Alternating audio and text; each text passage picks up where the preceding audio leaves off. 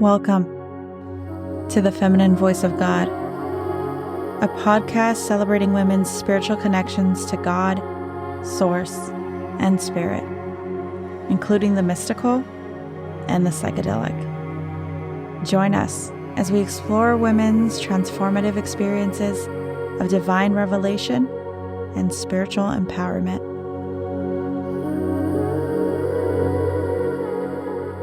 Hello, everyone. I am so excited for this next episode, and I have my first guest of the season joining. So thank you for listening. Thank you for being here. And I do want to preface this episode by saying that because I am recording with people outside of the California or Los Angeles area, know that I'm using a video recording, which is kind of throwing the sound for some fun loops here. So I am working on improving this, but I definitely encourage you to stick with it as I continue working on this and as I keep bringing these incredible guests on. Just know I'm doing everything that I can to really make this sound the best quality. And I appreciate you being here regardless and listening. So thank you and welcome to episode 2. I want to welcome everyone to episode 2 of season 2 of the Feminine Voice of God. I have an absolutely beautiful guest, Katarina, here with me. This is my first guest from overseas. Katarina, can you tell all the listeners a little bit about where you're from? Yes, thank you very much, first of all, Nicole, for having invited me to your podcast. It comes to me as absolute pleasure and honor that I can appear on the Feminine Voice of God. And just to tell you a few things about me in a short way, my name is Katarina Londo. I come from Europe. I am a person who has her origins in 2 different places in Europe. My mother is Polish and my late father was Montenegrin, so he was from the Balkans. And this is the energy which I align with most. Mm-hmm. I am located in Europe as a person who has, so to say, rediscovered her roots in adult years. I actually migrate between the 2 lands between Poland and Montenegro. So this is what my life looks like nowadays. I'm also a mother of 3 sons, and I'm a person who has been doing a lot of things around her own healing. First of all, her own healing for the last 10.5 years, something like that. And only last year, on the 1st of January 2025, did I make the decision, which was brave for me at the time, to start sharing my story. I just felt an urge to do it. I didn't know how to do it. I was afraid to do it. There are many things to be shared, and I didn't know whether to open up about them, but I did. And that's how we met, me Mm. and you. Yes. Thank you so much for sharing. And I love that you gave us that little overview because it's so true that when we step into that creative space for ourselves and sharing our most authentic being, we start connecting with other people that are doing the same. And it's a similar for me. I started, this podcast and sharing, coming out of the spiritual closet, I'll say, about like within this last year. And it's just connecting me with all these beautiful people. So I'm so grateful that you're here and that your voice is sharing your story because there's so many women that need your story that are looking for exactly what you're giving. And I'm so honored that I get to be a part of that and share your story with you. What can I say? Thank you very much for these words, Nicole. I'm also very happy that we connected. And I entirely agree with you that the moment we start opening up and sharing also the difficult stuff, Mhm. and when we make a kind of shift in our lives, and when we, first of all, come to an alignment with ourselves, then this energy starts somehow being seen. And I think that there are never any coincidences. This is the way I look at life, that whenever someone appears on our path somewhere, whether for a permanent time or for a temporary period, it's something which doesn't happen because of a coincidence. Mhm. So I think that you and me and your people, your community, your beautiful friends on social media, on your podcast, on your YouTube, Instagram, Mhm. or the other platforms where you decided to share your story, as well as the people I have in my community. We have Mhm. all come at a certain period of our lives here on this planet, in this dimension, so to say. Yes.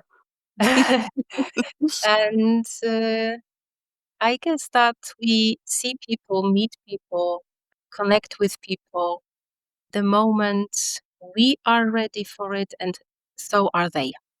Mhm. Yes, absolutely. I believe in and I know that divine timing is what's working here for all of us. So I totally agree with you. And I'm happy that that timing brought us here to this exact moment in our life. Everything in our life that we've experienced brought us to this exact moment to be here together. So I'm so grateful for that, and that you're in alignment with that because without that, us being in alignment with that, we wouldn't be here. Yes. Yes, I. This is when I hear your words, it's as if I were talking to myself. Mhm. We're all one, right? And we're just helping each other remember that.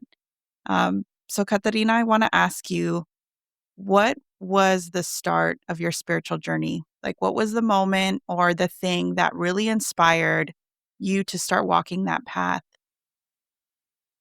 So there were two moments, and the second moment seemed to be the only one, the first one to me for a long time. But now, when I look at my story and at my life, I could say that it all began somewhere at around the age of 5. Mm, And it was the moment when I had to stay and live with my grandparents, who I loved dearly, who still are someone very important to me, although they are not here with us. But this was the moment when I was left by both my parents. In fact, my father was absent, so to say, from my life. My parents parted when my mother was pregnant. mm, And then my mother chose to move out of the country, and I was left with my grandparents.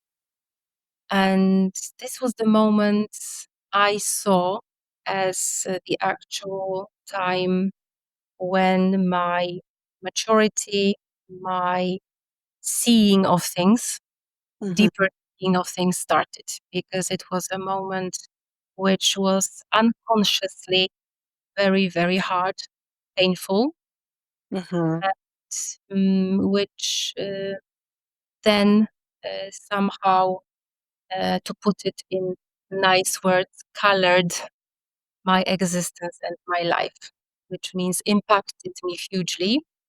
mhm, And then 10.5 years ago, after I recovered from a medical situation, which was the outcome of my lost pregnancy without a miscarriage. It was a very, very difficult medical case. I immediately entered a relationship crisis. And this was the second moment when my eyes started to open even more. And when I realized that everything that I survived in childhood um, impacted everything else later on. So these are the two moments of a huge shift in my consciousness and important landmarks on my journey. Mhm.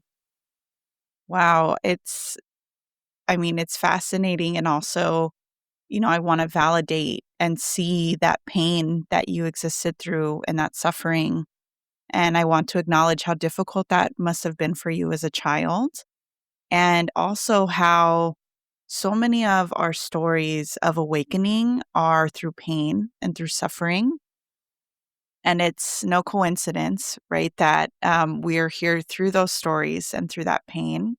And it's something that has been taught across time that suffering and endurance through that actually is what helps awaken these deeper parts of ourselves. So it definitely breaks my heart to hear that, that happened for you. And at the same time, I know that without that, you wouldn't be who and what you are today. Yes, I see it exactly like this, Nicole. I know also parts of your story, so I guess we recognize each other very well when it comes to childhood stories, childhood wounds, and later on going through the pain we have suffered and arriving at a place where we are today. And I couldn't agree more when you are saying what you are saying about pain. This is something which also happened to me when everything starts in childhood. It's of course quite unconscious for a long time. But Mhm. later on, all these wounds are most often triggered in family dynamics, in relationships, and in all other contexts. Mhm. And I also think that only pain can offer us true awakening. And now when you were talking about um, the pain suffered and us somehow entering the journey of healing, I also thought about a book I read some time ago. It was a few years ago. It was The Choice by Dr. Egger. She survived hell, we could say, hell on earth. But what she wrote in her book was absolutely moving and evocative for me. She said that there is no hierarchy of pain and that each of us goes through their different stories. So now I would also like to validate your story and all the stories of the people who may be listening to us, because we cannot compare, we shouldn't even try to compare uh, Mhm. the degree of pain, and I wouldn't like to confuse it with suffering, but at a level where we don't dive into the difference between the two, let's concentrate on the word pain. Dr. Egger said that um, each of us has their different story to tell and experiences pain and later on enters the path of healing on their own, in their own way. And Mhm. I'd like to validate this too. Yes, thank you, and I know that there's so many listeners that probably hearing that and feeling that validation, means so much because it is the ability to see others, to understand others, to hear their story, and to have empathy for what they really went through, and we can understand that pain, and I like that you're bringing in the difference. So for you, what is the difference between the pain and the suffering. So just so the listeners can understand that a little bit as well. Yes. I first, when I entered my healing journey, didn't really differentiate between the two. But later on, observing myself, but it was at a moment when I really dived deep into my own feelings and situation. I started thinking about it and also doing some research into the wisdom of the sages. I wanted to see how they see pain. Mhm. And then I realized that pain is something more of an objective phenomenon which impacts us. And these are usually the outside sources. So, what happens to us from the outside and impacts us and then sends us onto a path of healing, and most often, but not always, makes us enter the healing path, while suffering is most often self imposed. Mm. I remember myself making a post. It was a real many months ago, but Mhm. definitely in the last year, which wasn't so, let's say, popular, but I didn't really look at it this way. It might have triggered many people, and then maybe it was just a source of reflection for them. Mhm. I just want to make a remark that I don't post for all my content to be liked. I just want people to see and reflect.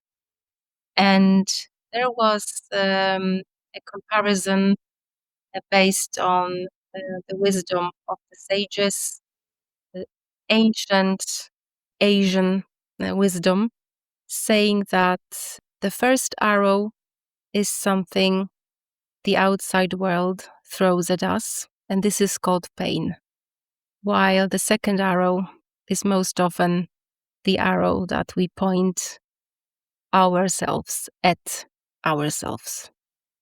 And then I also commented under my post telling my beautiful community that it was also me. I did it also for a long time. I was in the victimhood space and all the other spaces which didn't contribute to another shift which might have happened then. So I had to go through all these stages of healing to see it all. Mhm. I love that you share that, and I can understand that as well. And I'm sure people listening, there might be some triggering feelings or thoughts coming up even with you sharing that. And I want to validate that piece as well, and hopefully, people can understand that we do get into that space of victimhood after we've experienced pain. And for me it was also, it gave me this ability to then say, this is why I should have an accommodation. And it's kind of also like, this is why I'm entitled to behave the way I am, to do the things that I'm doing. And it's also very unconscious. And sometimes when people are in that place of suffering, it can be extremely unconscious, and it takes awakening that awareness to even recognize that you're doing that. And I remember after I had done probably years of therapy, I finally came to a moment where I was like, I have been living the last 10 years plus of my life as a victim. And it was so powerful. And I remember where I was. I remember where I was standing. I remember who I was talking to. And it was like this awakening moment for me of freeing myself from that suffering. So, absolutely. Yes, it takes us a lot of time. I can't tell whether everyone has such a journey. It also took quite a lot of time for me to see it, and If I knew better, if I knew more, maybe I could collapse more time of my healing. But at least now, by sharing my story and by wanting people to be seen through it, I wouldn't like them to take so much time now seeing it. Uh, and of course, we have to validate each story. Each of us is at a different stage of this journey called life, as well as this journey called healing. So it's something we have to understand. I have respect for everyone who is ready to do the work. This is a huge step. So no matter how much it takes, the most important thing in healing, this is the way I see it, is not only healing from the mind, but healing by action, by doing. So making the first step, even the tiniest one, is already hugely important. So I would also like to validate each story, and even the fact that someone may still be stuck in the so-called suffering, or in this context of victimhood, of feeling such pain, which then causes shame, blame, guilt, whatever comes the way. This is something we have to understand. This is a certain stage of healing. And Mhm. as long as we are doing the work, everything is all right. You know, Nicole, now when you were talking about your story in connection with the victimhood mindset you also had, like me, I remember that once I came across a text, and then later I based my own text upon it. And as far as I remember, it went like this: if we don't feel gratitude, we come from a place of entitlement. So the moment we reach a point when we see our story, our pain, whatever we have gone through, as something we want to be grateful for. And now I already see you, I see me being grateful for Mhm. our stories, irrespective of the amount of pain, which was immense in our cases. And I guess in the case of many of your listeners. Uh, Mhm. mm, then when we start being grateful for all of that, uh, the entitlement stops um, ruling the room, and everything shifts. I I completely agree, and I think that's what started happening for me was understanding too that the people that had created that pain for me as a child at one point also had the same thing happen to them. And they went through their own childhood pain and they had their own stories. They had their own suffering, that it was a cycle that I could see was just happening.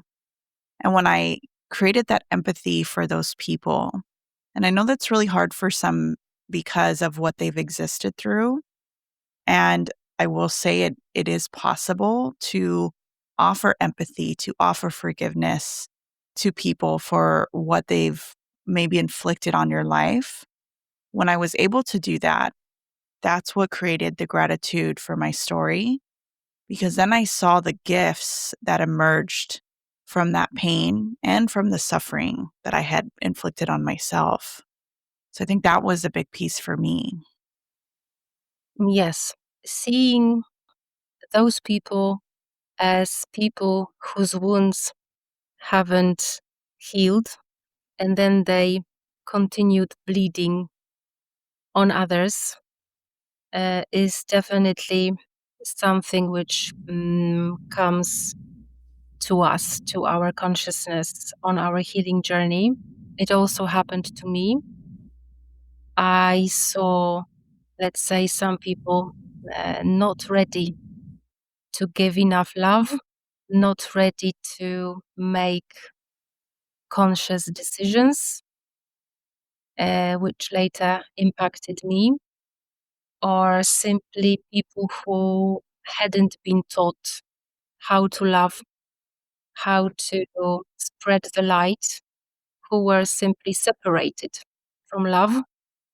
And then I realized that they were simply incapable of offering some things to me. And that is why I started feeling pain. But I'd also like to add that on my healing journey, this is my personal viewpoint, is that nobody should force themselves to, let's say, radically forgive. We Mhm. haven't talked about it yet.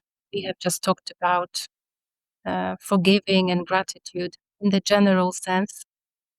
But I guess it could also be freeing to many that radical forgiveness is not something anyone should expect. If someone is capable of forgiving, this is something that comes from their own personal choice.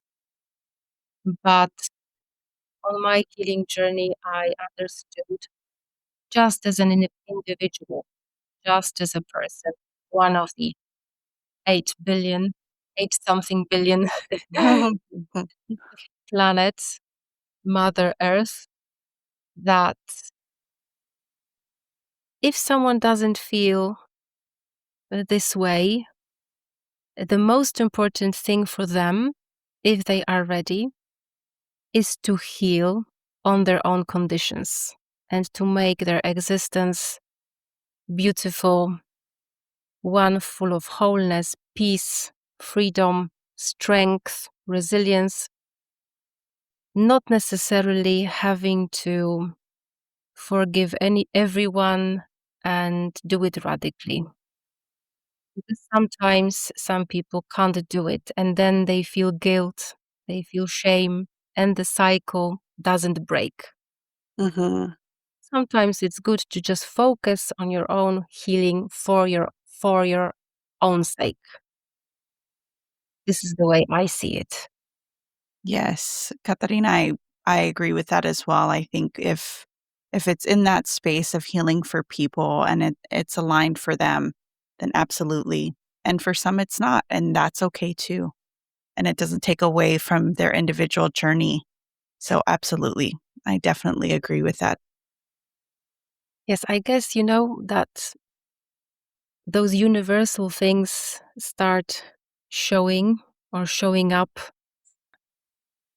at a moment of healing when we have had, let's say, a million thoughts, a million ideas on our minds. And then after we go through unbearable pain, I wouldn't like to overwhelm our listeners with that word, but sometimes the pain is immense.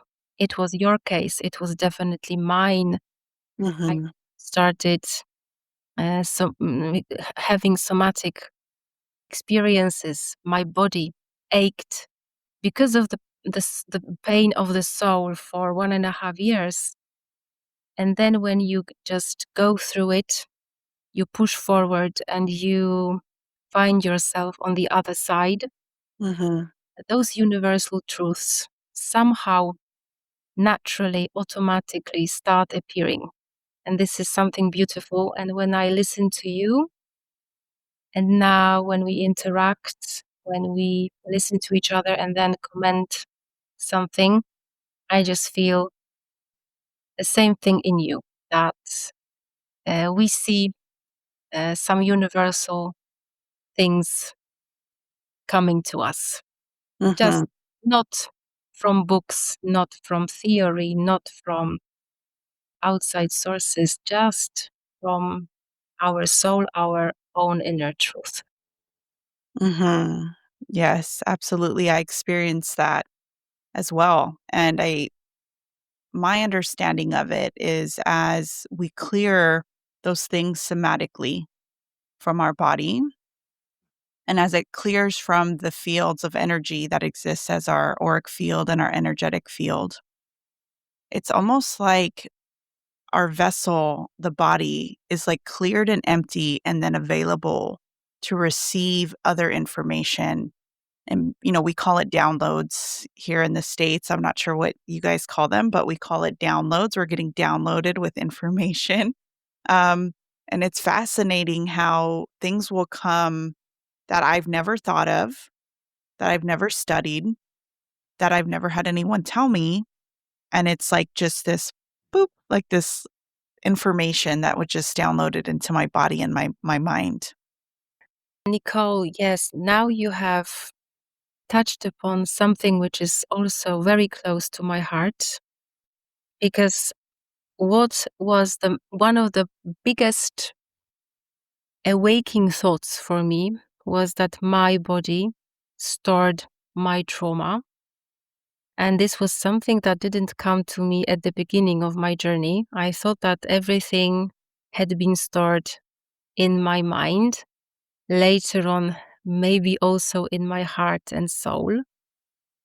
And then when my body started aching, and it wasn't a medical, physical condition, I realized that my body was already screaming because of the things I said yes to before. And now, when you were talking about us being a vessel, it's such a beautiful metaphor. I thought about something also very vital to me, and maybe also to you and to your wonderful tribe, so to say. And this is that true enlightenment, and I wouldn't like to exaggerate with words and label anything, or true awakening never comes when we start with the highest energetic fields in our body. So let's say with the crown chakra, or however someone understands chakra. Some people are not familiar with these names, but these are all the energetic centers in our body. And when I started delving deeper into my own somatic experience due to my trauma, I realized that true awakening never happens, and true healing never happens if you don't start with your 3 basic chakras. So these are the 3 basic energetic centers, starting with the root chakra, then the sacral one, and with the solar plexus chakra around our navel or stomach. So this is, for example, the spot where most of my trauma was stored. And I entirely agree with you that when pain leaves our body and we become a vessel for light, which the source sends and gives us and somehow transports through us, for it to be shared further on, can we become someone who, first of all, is truly healed, and then can serve others with their own healing. Otherwise, if we start intellectualizing or only start with our third eye first, or with our crown chakra, and go downwards. And first of all, let me just add, I forgot, we have to go from the bottom, from the root chakra upwards. Otherwise, if the direction is in the opposite way, true healing may never be complete. It may be successful to a point, but the point is the moment when we get stuck and we realize that there are still other energetic centers which need some work. Yes, Katarina, I completely understand that piece as well, and I fully align with that. And I didn't really understand that in its totality until I started studying yoga. And yoga is more than just movement and stretching, or as people would see here in the West, we have all these yoga studios. It is a way of living. It is being in alignment with healing those energy centers and honoring each of them in a way where you're healing them in that succession.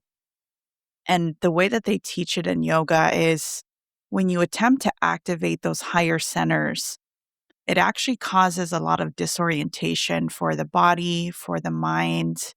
And some people can have some mental stuff come up for them that maybe wouldn't have happened if they weren't activating those centers.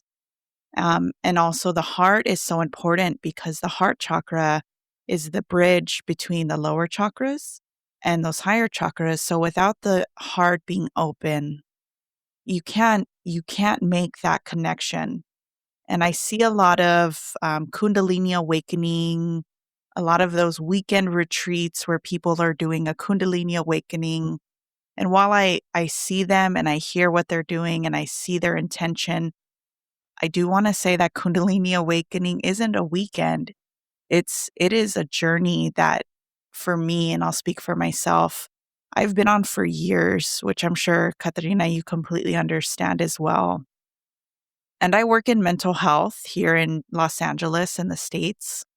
And it's so fascinating that now that I've studied these things and I see people that are in mental, emotional, and psychological turmoil, it's like they have these higher parts. Sometimes they have like connection and access to information, but they're so disoriented in reality and they're considered mentally ill, right? And I see where like those lower chakras, which are like the grounding, our willpower, our connection to pleasure in this lifetime, and so much more.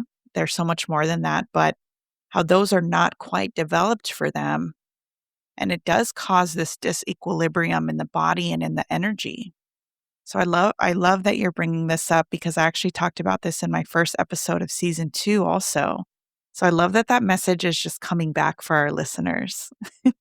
Yes, not Nicole. I'm so deep in listening. It's so interesting for me too. Yes, I agree with you entirely. And I was just interested also in this part of your story, as well as in all the others. I know that you are doing many things. I have become familiar with the things you are doing now. I know that you work in mental healthcare or care, as Mhm. you have just said, and you do multiple things, which are all very important and very interesting to me. Mm. Could you please share how you started? Because we are talking about yoga, which you are in a way rediscovering for us. Because, as you say, not many people are aware where you can go with yoga and what it can bring. So, could you please just share? I'm also interested in your practices, in your journey now. Mhm. Yes, so yoga, I would do it just the stretching part of it and the exercise, I guess people call it more like an exercise here. And I started doing that probably around it was maybe like 2016. So it was about a year after my older brother had passed away. So I've talked about this on my podcast. My oldest brother passed away in a motorcycle accident in 2015, and that pain like blasted open my spiritual journey. It was like this giant awakening. And I wasn't able to exercise or go to the gym. I wasn't able to even like go for a walk. I was so just heartbroken. And I discovered yoga by just finding a video on YouTube, and yoga probably discovered me. It was looking for me, I'm sure, and it sent me that video. And I started doing these little videos And then I was also going to therapy a couple years later, and I was still doing small videos here and there. But while I was doing therapy in conjunction with the movement and exercise of yoga, I started feeling this energy moving through my body. And I would feel it moving through my body and coming out through my feet. And I would tell my therapist that I had this happening. And she suggested that I look deeper into yoga and maybe study some of the teachings of yoga. So from there, I found an online course that I was able to join and where I was studying yoga and also the philosophy of yoga. So more than just the movement, actually reading some of the texts, the yogic text. One of my favorite books, which is a little more advanced, but is great, is the Yoga Sutras of Patanjali. It was an amazing book for me to read and really opened up a lot of my understanding of some of these other abilities and connections that we have, even though that's not the goal of yoga. It's a byproduct of aligning your body physically and energetically with the field and the energy of the universe. So definitely something that started as like a small little practice for me. And it's like you even said, right? Just do one little thing. And me doing those tiny little things led to it now becoming this practice and my daily sadhana of me honoring and having discipline and devotion to that spiritual path. And it kind of now has rooted me in my spirituality, where before, I might have, been connected to the spiritual and dabbled in little things here and there. But yoga really rooted that for me and helped me gain this understanding of the chakra system and our energy, and started opening me up to receive other information about it that, like I said, was these downloads that I had never thought of or I hadn't studied yet. I remember I was also I use psilocybin for some healing as well for myself, and I do that for others. And I remember during a personal healing that I was doing for me, a personal ceremony, the energy in my body started guiding my hands into mudras, in these different mudras. And I was not sure at the time what those were. I hadn't studied them. Um, I just, I had maybe seen like one or two places, but it was guiding my hands into all these different mudras. And after my ceremony, when I looked them up, I saw what they represented. And I was, oh my gosh, Katarina, I was in shock that this had happened and that some intelligence inside of me knew to do this. And it actually helped heal a lot of my childhood pain and suffering that I was experiencing. So it used mudras and light actually to do that. And it was fascinating. So, these are all just byproducts of my discipline, of my devotion to my own healing, and to a path that really rooted me in spirituality too, where I was, again, it was a discipline and a daily sadhana that I devoted to. So that's, in a nutshell, the yogic journey for me. Yeah. Yes, it's a very, very interesting story. I could be listening much longer to how it all started. And Nicole, one more thing which probably connected us is, as I see now, also connected with a yoga experience, although mine was much shorter because it then turned into something else. But I'm also into such practices and way of living. I remember myself recovering after my lost pregnancy. As I said, it was a very, very traumatic period for me. And I would like to say that my aim is not to gain pity or overwhelm anyone with my bit of story connected with it, but I just remembered myself now and starting yoga after returning home because this pregnancy, although it had already been lost, was something that accompanied me for many more months. As I said, it was not a miscarriage. It was a medical solution which is called involution. I had to go through this experience of involution, of the lost pregnancy for many more months. And then, because I was off work, I took time off. I spent a few months home, and then I started practicing yoga. And now, when I was listening to you, I realized that it was just my intuition. I might have chosen something different, but this was just my intuition that I should take up yoga, not anything else. So now, when I was listening to you, I had a reflection, a beautiful one, that this was also a way of healing for me. Although, due to another circumstance, yours was very difficult, so was mine.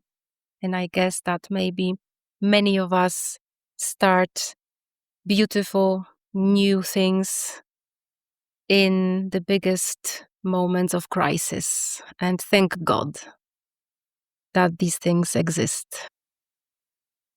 Yes, I couldn't agree more. I think that it just brings us back to what we kind of started our conversation with about how experiencing pain really opens that up for awakening.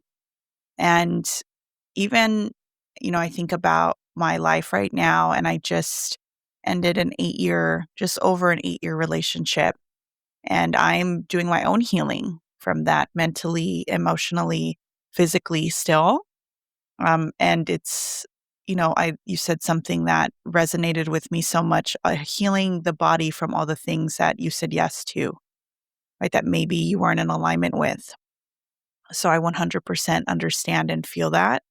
And even the heartbreak from that ending of that relationship, even though I know that that's what needed to happen, I've been seeing my heartbreak now more as like a heart, like cracking open and just expanding. And I have a choice. I have the choice to protect that heart and say, you know what, I've been hurt and I don't want to open it again and I'm going to keep it closed and protect it. Or I have the choice to allow it to crack open and expand and step into that pain and that feeling and really explore that and be in a space where I can then allow that the heart to encompass more people and more things through that love that it's cracking open to. So yes, I and I love how we have these similar experiences. There's this theory in quantum physics, it's called quantum entanglement, which I'm sure you know about, where particles can be separated, and us being those particles can have similar experiences across space and time. No matter how distant they are, no matter how separate they have similar experiences. So I love that we're just these connecting particles, just finding ourselves, and it's mirrors of each other, of who we are, and it's so beautiful. So I love that too. So do I, Nicole. Uh, Now you have touched upon the theme of relationships, uh, Hmm. and finding yourself in a in the space where you started feeling your heart expanding. And once again, as you are saying, I see myself in you as well. I started sharing my story and opening up, which is also opening my heart to people more and more, and expanding. After my divorce, I consciously uncoupled the father of my 3 sons and the angel in heaven who I lost. just 1 month before I started my social media, on which I decided to share my story. So I completely understand you, and I would also like to send my words of support to anyone who is going through any kind of crisis, any kind of heartbreak, breakup, a situation in which they didn't want to find themselves, but they somehow did. I am sending much love and hugging everyone who is experiencing pain because of that. And I just want to send a message that these moments are for us to, as you say, Nicole, crack our hearts open, share whatever we can around the world, even if we make an impact on one person. This was my aim. I was I wasn't sure whether my story would reach more than one person, but as long as I could help at least one of them, I knew I would be happy. And we can go through so many things. And now, when you were talking about you leaving an 8-year relationship, which must have been extremely challenging and difficult for you, I see myself. I left my marriage, which lasted much longer. I had never planned it before. I had never thought it would happen, but it simply, and this is the way I see it now, it simply had to happen. There was no other way in which it was supposed to go. And it took me a lot of time to accept it, to heal from it, to consciously decide about everything, to have choices made out of awareness. But I did everything I could to do it. And I know that there are many people who are going through very similar experiences. I see them in my community on social media.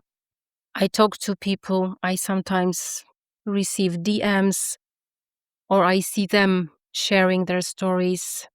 So there are many of us going through difficult stuff.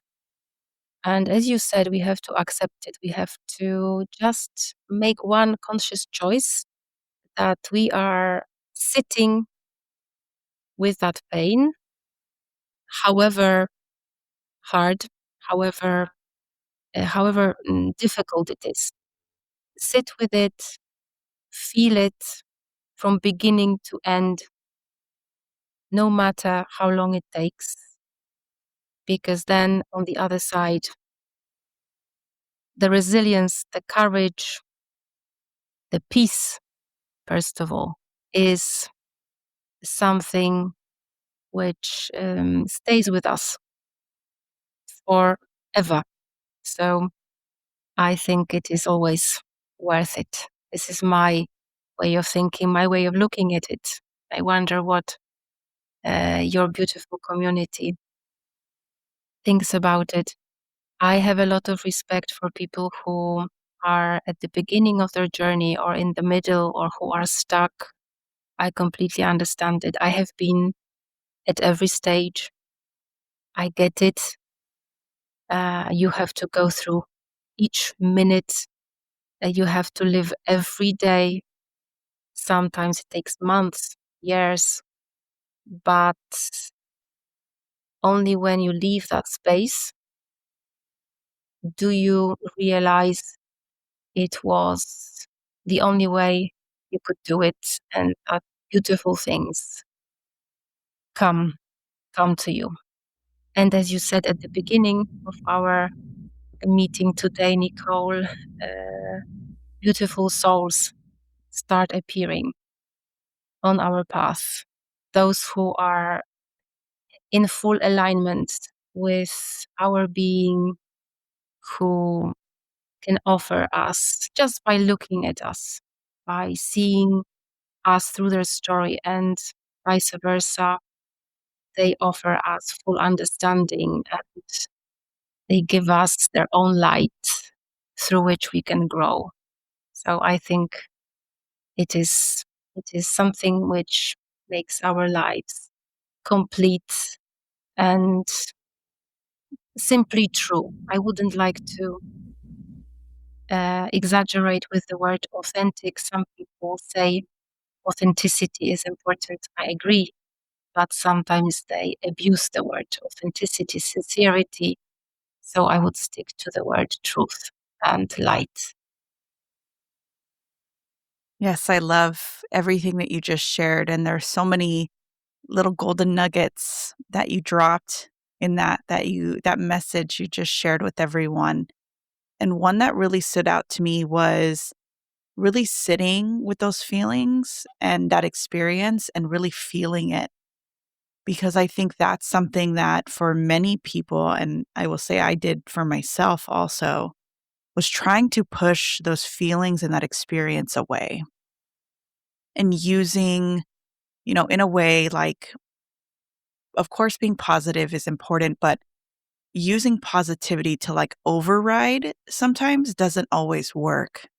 And I know for me, it didn't work because all it did was bury some of what I was feeling versus actually feeling it, experiencing where it is in my body, becoming aware of that feeling, becoming aware of my mind and the story or the conversation that it's constantly having. I like to call it for myself, I call it loops. Like I get stuck in a certain loop of thinking and like kind of stepping away and becoming the observer of that loop and becoming curious about the loop and becoming curious about the feelings and really expanding and opening to those things. So I love that you bring that up because I think that's such an important piece. And I know, for the people listening, I want to also validate that I know how painful that can be, how difficult it is to look at those things, to feel those things. And the body sometimes literally feels like your heart is breaking and hurting and your body is hurting. And I want to say, like, explore that, be curious about it, get support professionally if you need it, because it makes the difference in your healing journey. And I know it did for me. And I'm sure, Katarina, you can understand that as well. So I love that you just shared that. And I just wanted to acknowledge that little piece that really stood out to me. All of it was beautiful, but that one definitely stood out to me.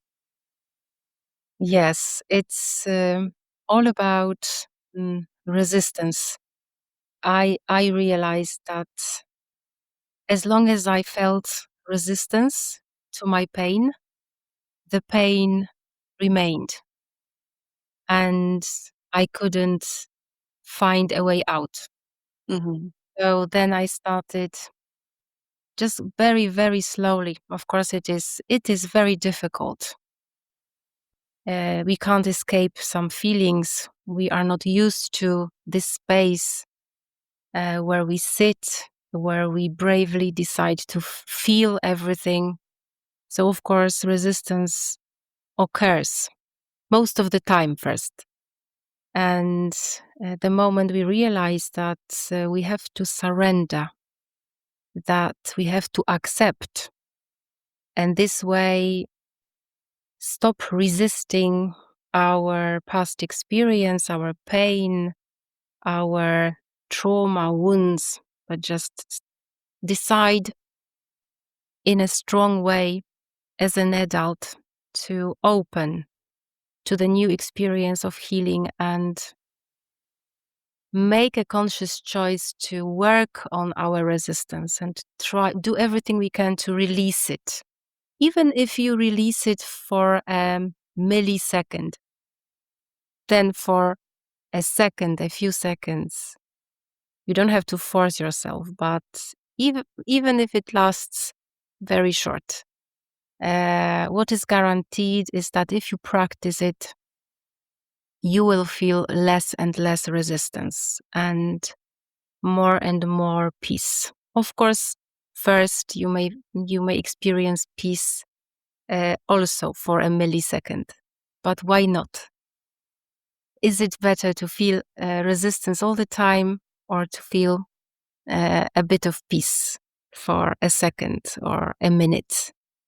So I couldn't agree more with you, Nicole.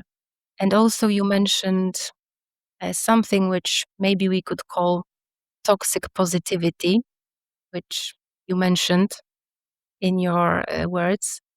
Yes, some people treat us with toxic positivity. I guess it's more often the outside world than ourselves. Of course, it may also happen.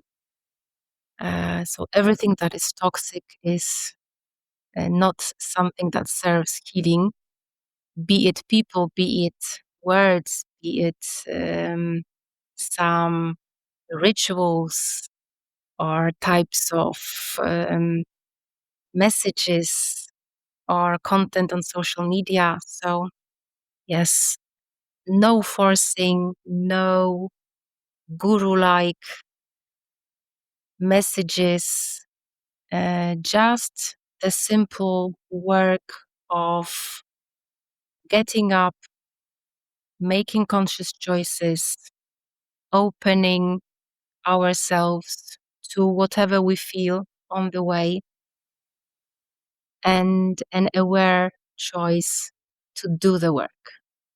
And I guess this is something which guarantees that the healing journey will come to a beautiful moment. Of course, I can speak for myself. I know that I will be doing the work until my last moments.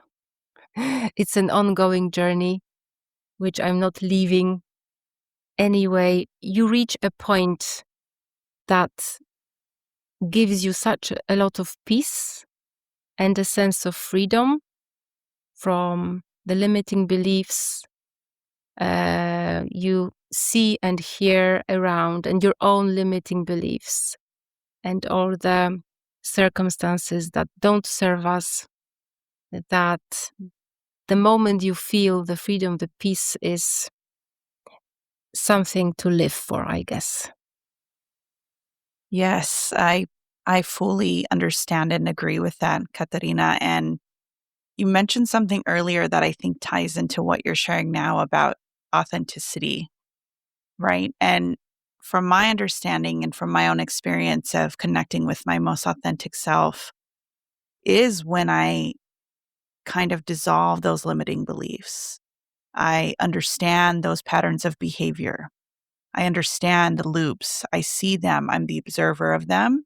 And I recognize and I know that that is not who and what I truly am.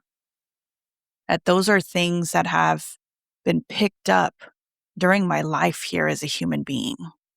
And the most authentic me is the person and being that exists sitting beneath those things. So I think of it like the ocean, the waves and the storms that come are constantly going, and that's symbolic for our life and the things we experience. But the stillness at the very bottom, the quiet, that calm, that peace is always available, is always there, is always watching. And that for me is my most authentic being and my most authentic self. And when I can connect with her or that, whatever you want to call it for people, it does bring that peace. It does bring that understanding. And it actually brings me this energy, this really vibrant energy that when I go places, people will stop me and they're like, "Who are you?" And like, "What are you doing?" Because whatever it is I want some. I want to know.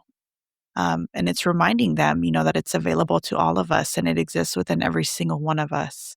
So I love that you brought that up and that you're bringing up these examples too, because I think they do tie in really well together as well. Yes, there is this beautiful parable of the white and the black wolf. This is what came to me now when you were talking about our authentic self and the inner voice we are born with. Yes. The parable goes like this. You feed a given wolf. You either feed the white wolf or the black wolf. And who finally rules in your life? It appears that the wolf you feed the most, which means you give most attention to, rules your life. And the white wolf represents, as you said, something which some people call the source, some people call God, the divine mother, earth, or the nature of Buddha, any godlike representation. And the black wolf is everything from the outside. It's what you yourself feed and sometimes what feeds you. So our attention goes to a place, to the wolf, which then either drains us or gives us energy to live peacefully, to live in freedom. So it's our choice, really, which wolf we decide to feed. And if we want to stay in our authentic self, not get limited by the outside sources, be it the immediate circle or anything that may impact us from the outside, like culture, institutions, whatever and whoever falls in that place.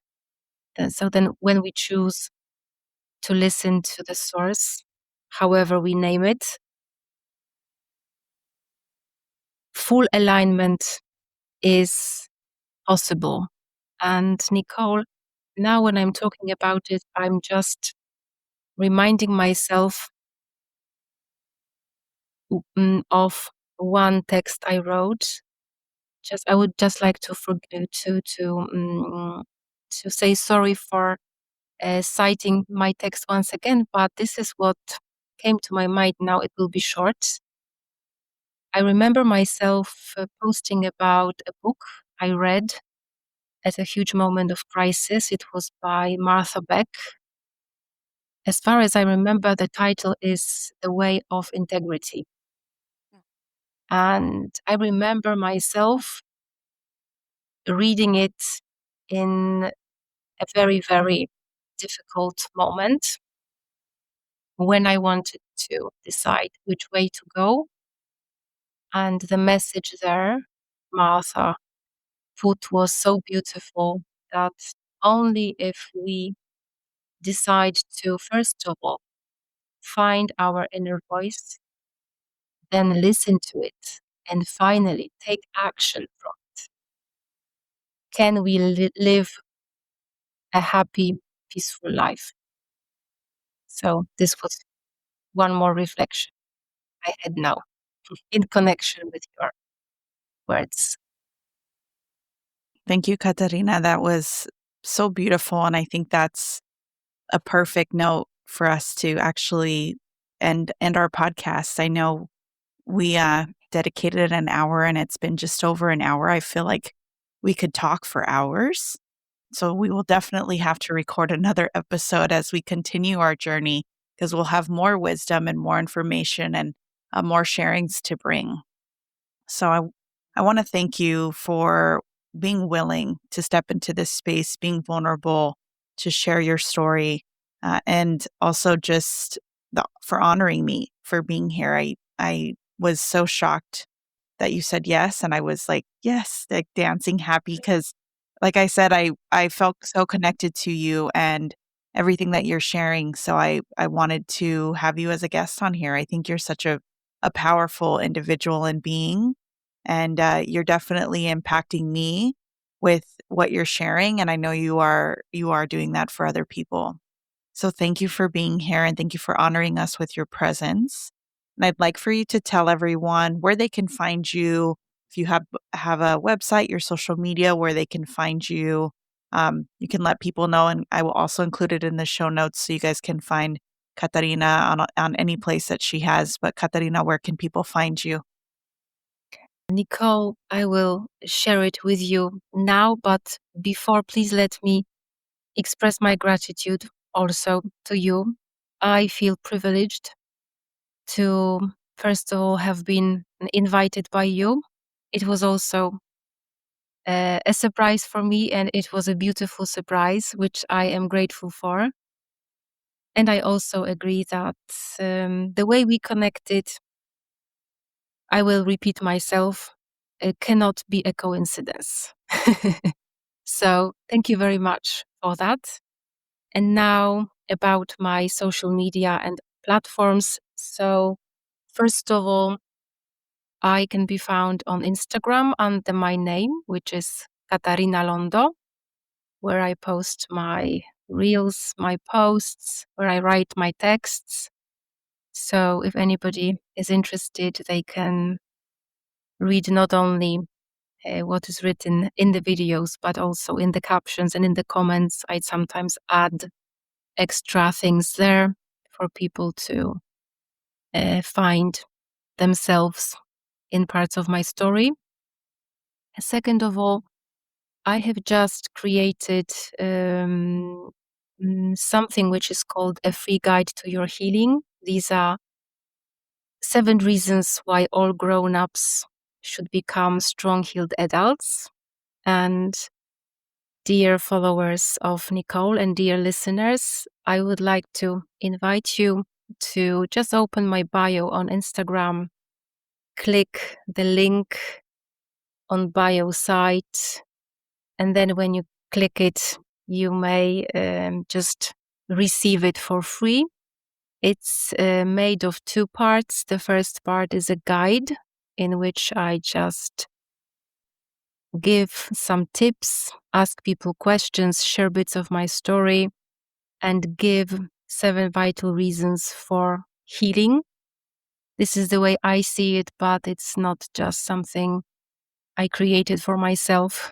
This is my story put in the 7 steps in the hope of people seeing themselves in them. And then the second part is called the healing worksheet in 7 steps, where I ask questions, where I break down some ideas, where I give direction, where I give some quotes, which I guess have healing properties themselves.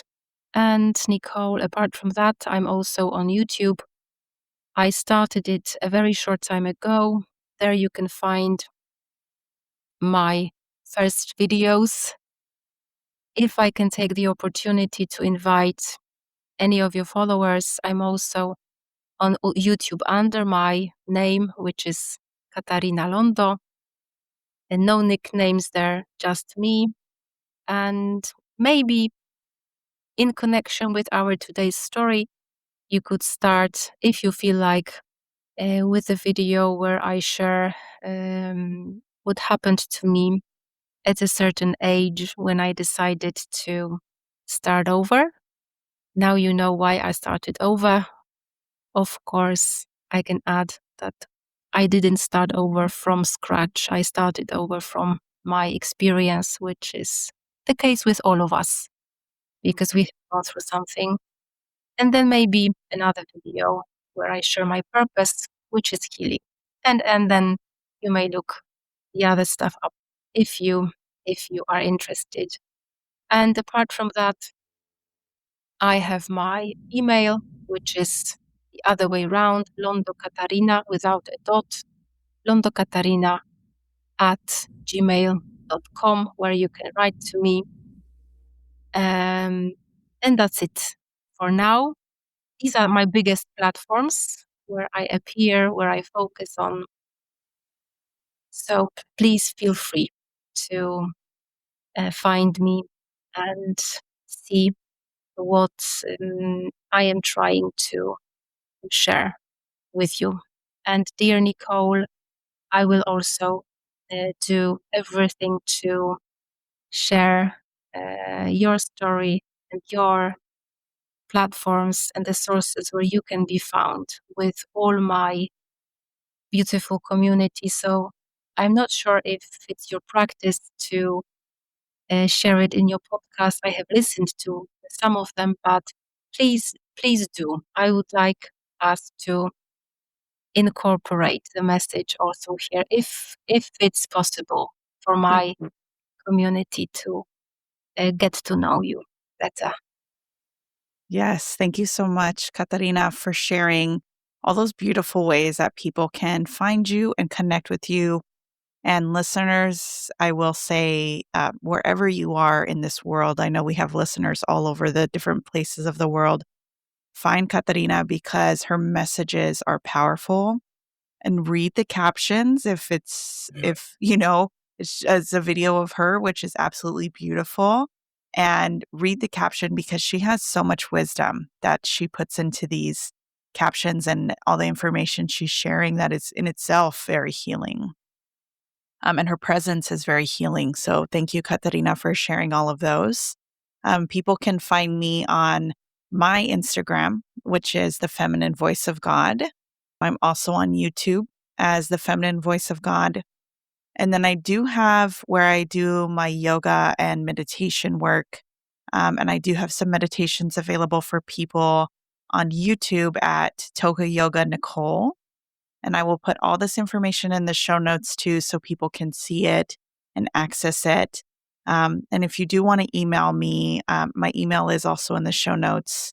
It's femininevoiceofgod@gmail.com. So I'm always available for discussions. Some of the work I do in healing with plant medicine, I'm opening that up over this next year as well. So that's also available through my Toka Yoga website, which is tokayoga.life. So you can access that information there as well. This is Yes. beautiful. This is beautiful, Nicole. I will be so happy to share all your platforms and sources with my followers, with my people. They are also from different parts of the world, beginning with Europe, going through the United States, also India, all the Asian countries. Mhm. It reaches many people. Of course, I look at analytics sometimes. I see where these people come from. Many of them also come from my beloved Balkans, where Mm. I started my life as a soul.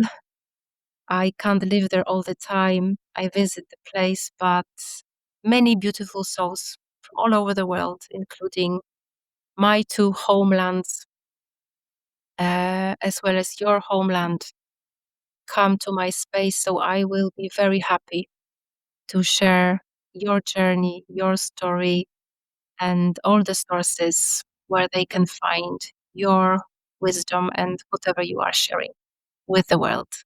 So thank you very much. Yes. And thank you so much. And we're spreading our light, and it's a global shift and change that's happening. So thank you so much, Katarina, for being a guest on this podcast. I was so honored to have you here, and I appreciate your time and your presence. So thank you. So do I. Thank you very much. Thank you from the heart. Yes, thank you. Nicole. Thank you. I hope that you were able to deeply connect with the message that Katarina and I shared with you all. And I want to share this piece that I created again with Companion AI to express some of that vulnerability that I had experienced from my relationship coming to its end. And that feeling of that heart, quote unquote, breaking. And I created this in a moment when I was feeling that heaviness and that darkness. And I stepped into it and was able to understand it in a deeper level. So I share this with you now. And I think it lines up with everything that Katarina and I were discussing with opening the heart, pushing past resistance, becoming vulnerable,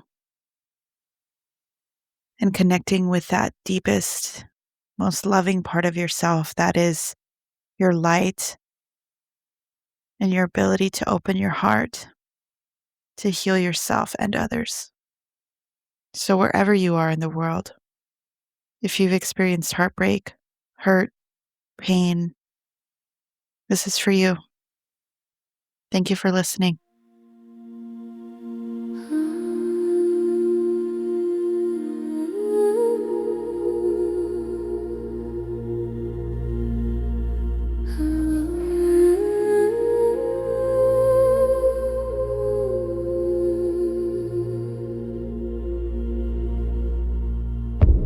Broken hearted all alone, shrouded in darkness, missing home, lost without the light you bring. When can I get past what I'm feeling? Then within I hear a voice, a calming quiet stills my inner noise. Come to me, child, for you are loved. Remember, your heart can't break. It only opens and closes based on the path you take. Your heart was created to expand its field, to open to others, to lead and to heal. When the pain comes, and know that it will, remind yourself of this message that you can only hear when still. Your heart is cracking open to allow more love to get in. A painful experience of human life that most can't bear, so they close within. My darling being, don't close your heart. Allow it to feel, even when it feels like things are falling apart.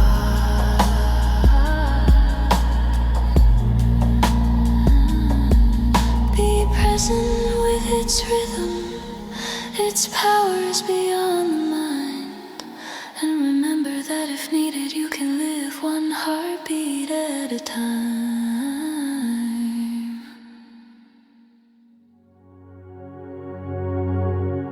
Thank you for tuning in to the feminine voice of God. May the divine feminine within you continue to guide and inspire your spiritual journey.